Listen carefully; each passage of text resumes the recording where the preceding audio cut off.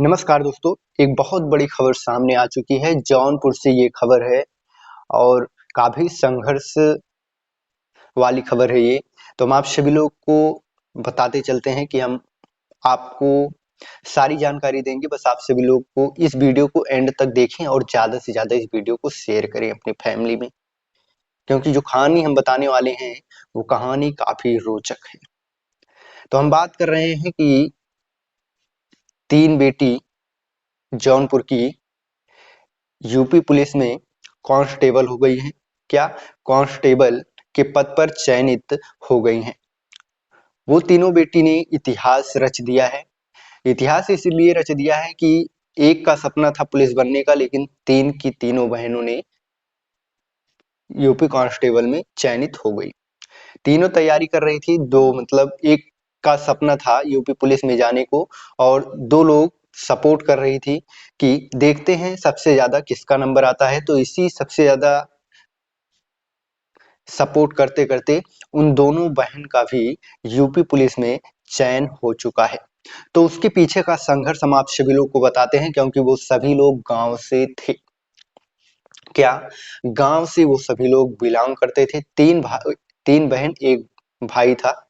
तो तीन बहनों का यूपी पुलिस में इसी बार हो चुका। जो अभी रिजल्ट आया उसमें तीन बहनों ने जौनपुर का नाम रोशन कर दिया है।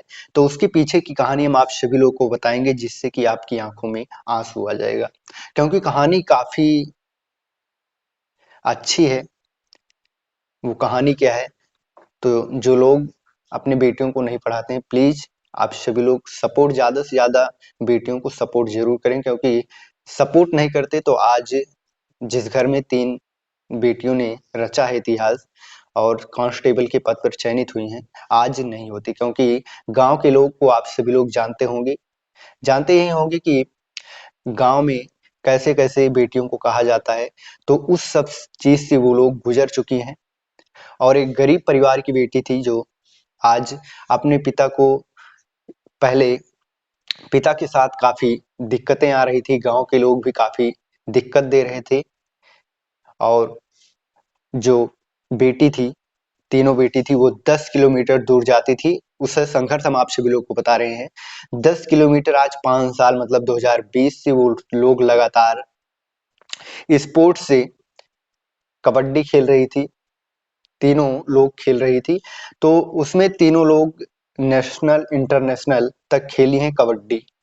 तीन मतलब 5 साल से 2020 से शुरू की थी संघर्ष। तो 2025 में यूपी पुलिस में कांस्टेबल के पद पर चयनित हो गई हैं। उसके पीछे की कहानी हम आप सभी लोग को पूरे एक एक खबर बताने वाले हैं, क्योंकि काफी रोचक कहानी है।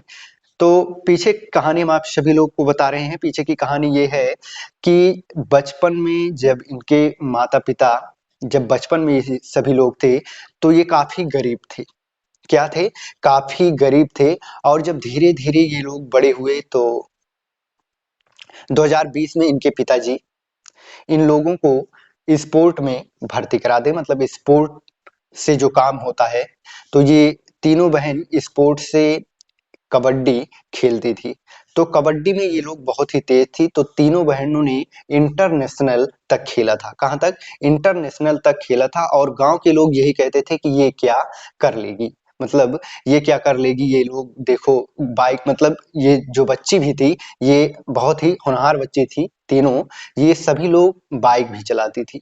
क्या चलाती थी? बाइक भी चलाती थी। तो गांव से जब बाइक लेकर जाती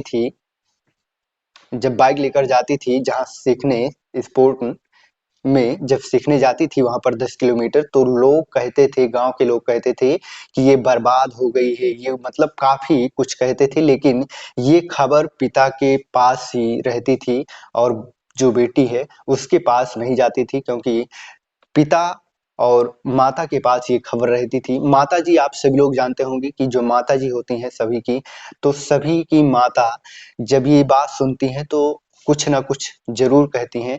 तो उनकी माता जी कहती थी, लेकिन जब पिताजी से उन्हीं कहती थी उनकी माता, तो पिताजी से जब कहती थी तो पिताजी इस बात को बेटी तक नहीं पहुंचने देते थे।